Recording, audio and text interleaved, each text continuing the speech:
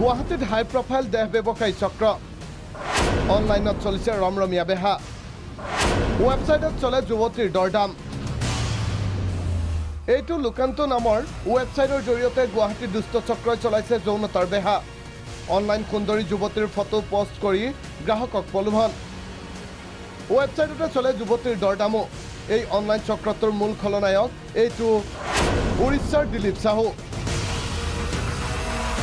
মহানগৰীৰ ভাড়াঘৰৰ পৰাই দীৰ্ঘদিনৰ পৰা দিলীপ সাহুৱে চলাই আহিছে দেহ ব্যৱসায় অনলাইন যোগে দিলীপ সাহুৱে গ্ৰাহকক যোগান ধৰে যুৱতী অৱশেষত আৰক্ষীৰ জালত হাই প্ৰফাইল নাৰী দেহৰ ব্যৱসায়ী দিলীপ অপৰাধ অনুসন্ধান শাখা আৰু গীতানগৰ আৰক্ষীৰ অভিযানত পোহৰলৈ আহে সমগ্ৰ ঘটনা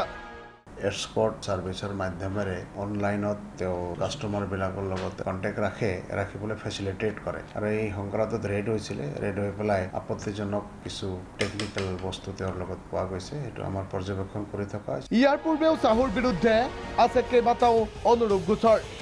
কেৱল দিলীপ সাহুৱে নহয় এই বৃহৎ চক্ৰত জড়িত আছে আৰু বহুজন আৰক্ষীৰ তদন্তত পোহৰলৈ আহিব আৰু বহু তথ্য নুনমাটিৰ পৰা গোপাল শীল প্ৰাগ নিউজ